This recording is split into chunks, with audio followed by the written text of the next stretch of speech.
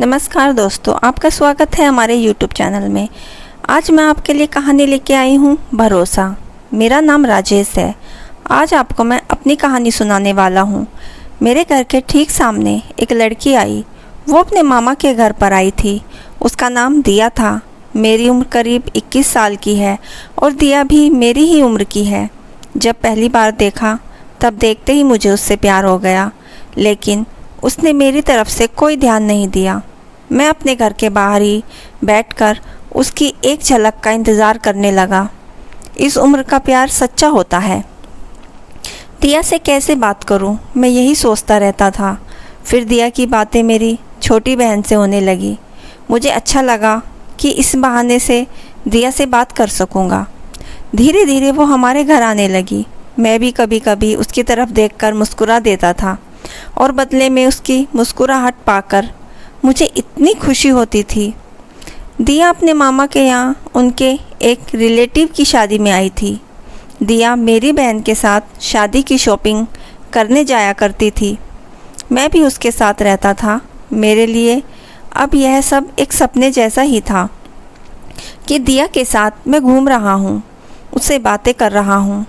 मैं प्यार में उड़ने लगा था। दिया ने जिस रिलेटिव की शादी थी वो हमें भी जानते थे।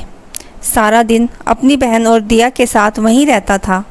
शादी में काम करना, मैनेज करना, यह सब काम करने लगा। उसकी मम्मी भी अपने मुझे पहचानने लगी थी। मुझ पर भरोसा करती थी।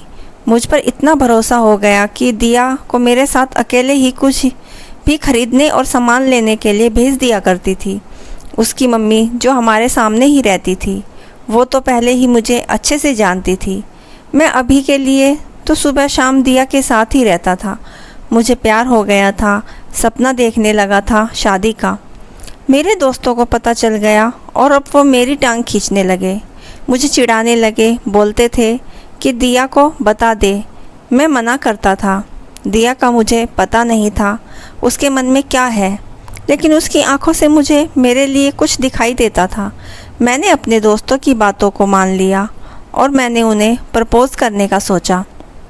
उनके रिलेटिव की शादी के बाद मैंने उन्हें प्रपोज़ करने का सोचा। शादी हो गई। शादी के बाद हमारी बातें शुरू रही। सोचते सोचते वक्त निकलता जा रहा था। मैंने सोचा था कि आज बोलूँगा, कल बोलूँगा। इसी में समय निकलता जा रहा था। इस दौरान उसकी मम्मी को कुछ काम आने की वजह से जाना पड़ा। दिया अभी भी वहीं थी। मैंने एक शाम अपनी घर की छत पर, जब दिया को हम दोनों अकेले थे, तब दिया को प्रपोज़ कर दिया। मैंने उससे कहा कि मैं उसी से शादी करना चाहता हूँ। तो मुझे देखती रही और थोड़ी देर बाद बोली कि वो भी मुझसे प्यार करती है। सुनकर मेरे कानों को यकीन नहीं हुआ। फिर बोली कि उसे कुछ बताना है। इतने में मेरी बहन आ गई और चुप हो गई। उसके चेहरे पर भी एक अजीब सी खुशी थी। वहाँ से चली गई। उस रात मुझे नींद नहीं आई। मैं अपने और दिया के सपने सजोने लगा। फिर सुबह होते ही दिया मामी के घर आ गई। वो कहने लगी कि दिया को मैं उसके घर छोड़ने जाऊं, क्योंकि उसकी मामी है नहीं, इसलिए उसे अकेले नहीं भेज सकते। मैंने पूछा क्या हुआ। उन्होंने बताया कि दिया की शादी तय हो चुकी है और लड़के की दादी बहुत बीमार है। वो कह रही है उनके सामने ही शादी हो जाए तो अच्छा। शादी तो अभी 6 महीने बाद थी, लेकिन अब शायद 10 दिनों में ही करनी पड़े। उसकी मामी भी इसलिए ही गई थी। उनकी बातें सुनकर जैसे मेरे दिल के टुकड़े टुकड़े हो गए। उसका घर हमारे यहाँ से करीब 60 किलोमीटर पर था। मैं उसे बाइक पर उसके घर छोड़ने वाला था। मैंने भी सोचा कि मैं इतने दिन रुका, एक रात और रुक जाता तो दिया को पता नहीं चलता और न ही मुझे कि वो मुझसे प्यार करती है। दोपहर को हम लोग जानने वाले थे। इस दौरान मेरे दोस्त को भी पता चल गया। वो मुझे कह रहे थे अगर लड़की की यहाँ है तो तू उसे भगा ले। मैं बाइक लेकर तैयार था। वो अपना छोटा सा बैग लेकर आई और पीछे बैठ गई। बाइक में चला रहा था और मेरे मन में कई ख्याल थे।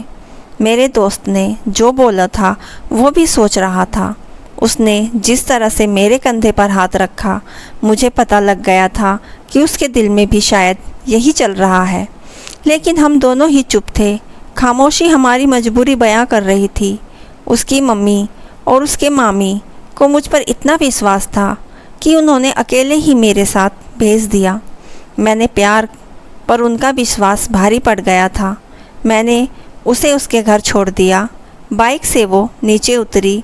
उसकी मम्मी मेरे आते ही मुझे देखकर कहने लगी, चल अंदर चल, धूप में इतना चल कर आया है। खाना खाए बिना उन्होंने आने नहीं दिया। उसके बाद मैं वहाँ से निकल गया। वहाँ से निकलने के बाद मेरे अंदर एक अजीब सी शांति थी। मुझे बहुत अच्छा लग रहा था कि जब भी कोई हमें अपने दिल से अपनाने घर में जगह देता है, हमारा फ़र्ज़ होता है उनके विश्वास को न तोड़ा जाए, वरना कोई किसी पर कभी भी भरोसा नहीं करेगा।